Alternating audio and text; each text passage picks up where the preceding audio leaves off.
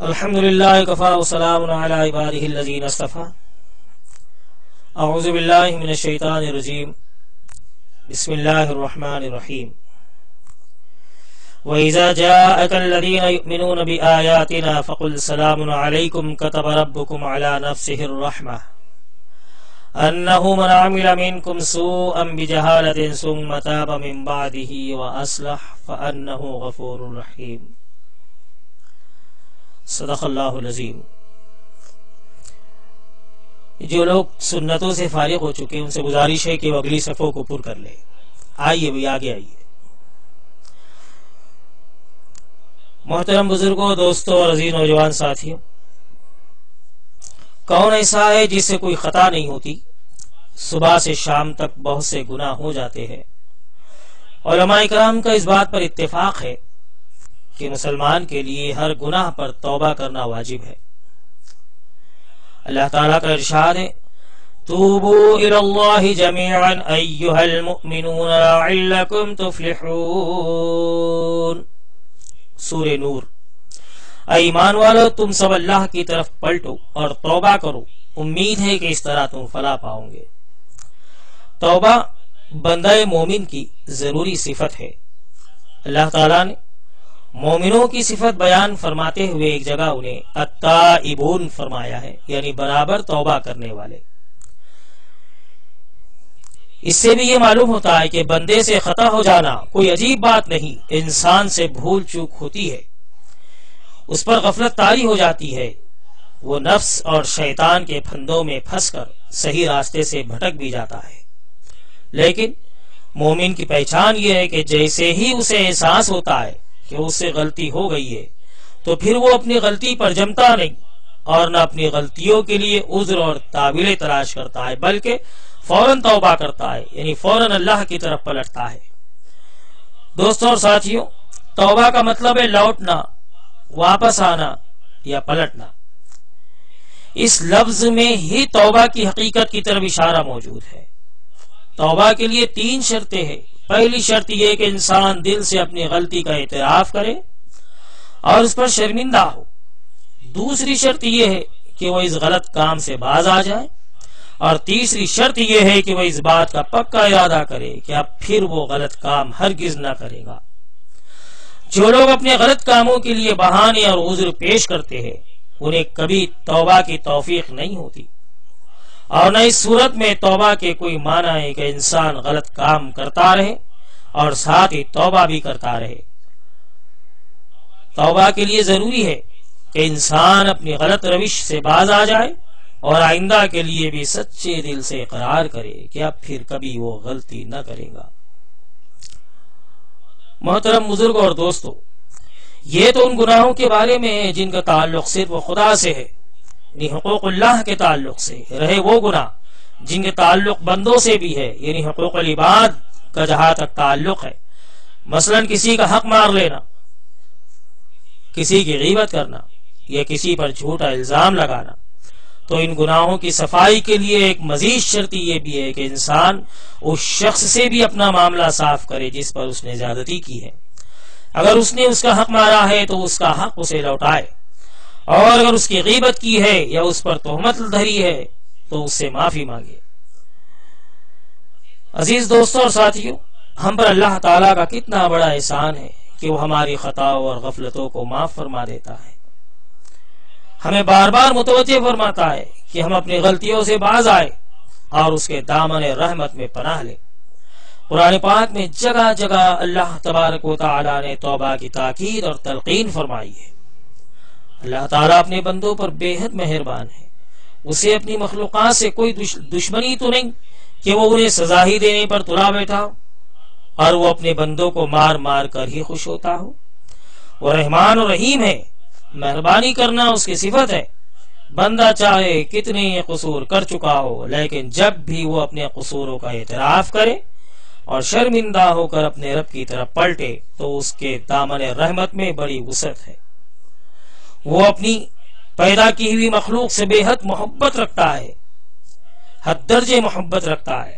اس کا عذاب تو انہی لوگوں کے لیے ہے دوستوں اور ساتھیوں جو اپنی سرکشیوں میں حد سے گزر جائے اور کسی طرح فساد پھیلانے سے باز ہی نہ آئے۔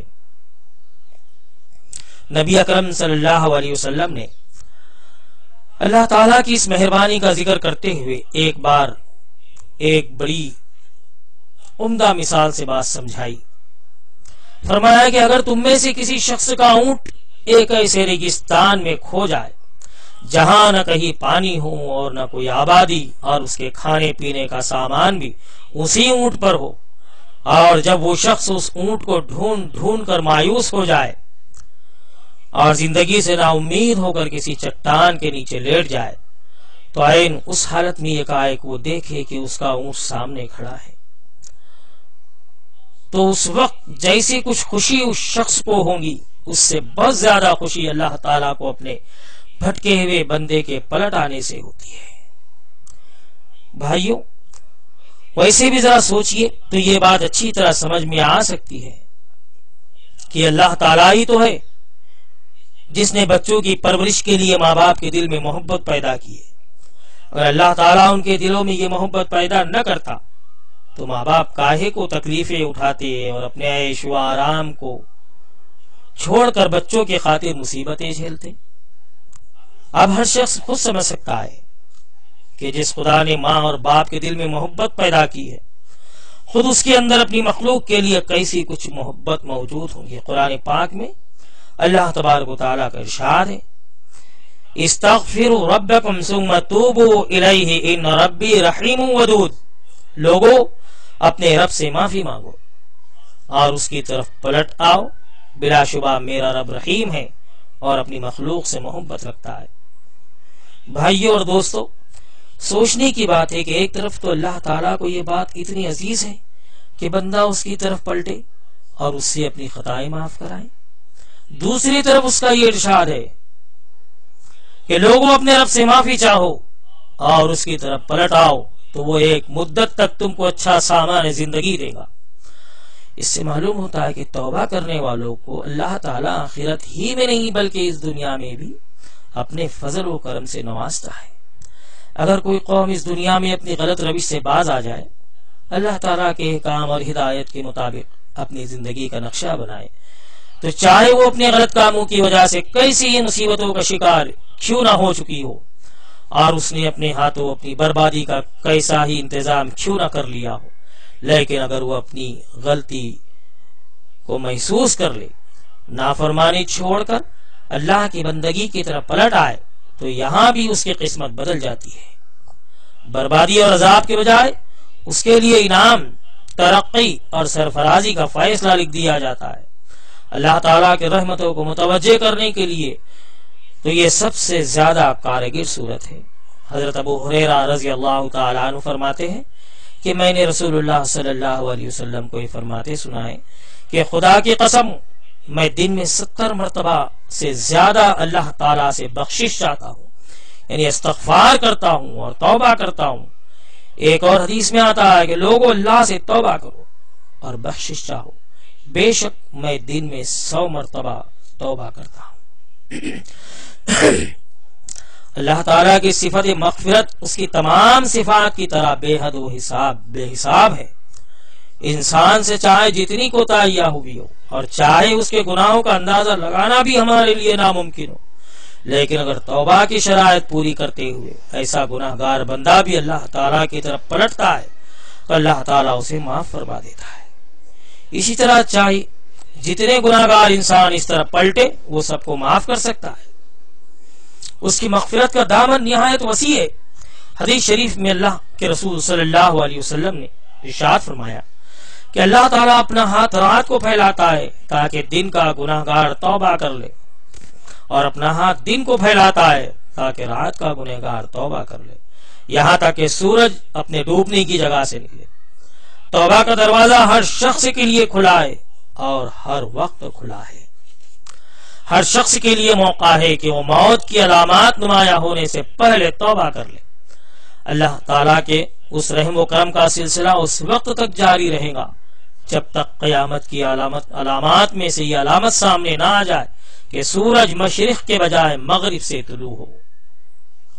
محترم بزرگوں اور عزیز نوجوان ساتھیوں، یہ بات تو بالکل یقینی ہے کہ ہم میں سے ہر شخص کو مرنا ہے، البتہ یہ کسی کو نہیں معلوم کہ اس کا وقت کب آئے گا۔ یہی حقیقت ہمیں اس بات کے لیے مجبور کرتی ہے کہ ہم توبہ سے کسی وقت غافل نہ رہیں، پورے احساس اور صحیح شعور کے ساتھ بار بار توبہ کرتے رہے، صبح سے شام تک اپنے کاموں کا جائزہ لے، سکون کے ساتھ کسی وقت بیٹھ کر سوچ لیا کرے کہ ہم سے کیا کیا کوتاہیاں سرزد ہوئی ہے۔ ان کوتاہیوں کے احساس پر ہمارے اندر ندامت اور شرمندگی کی کیفیت پیدا ہونی چاہیے۔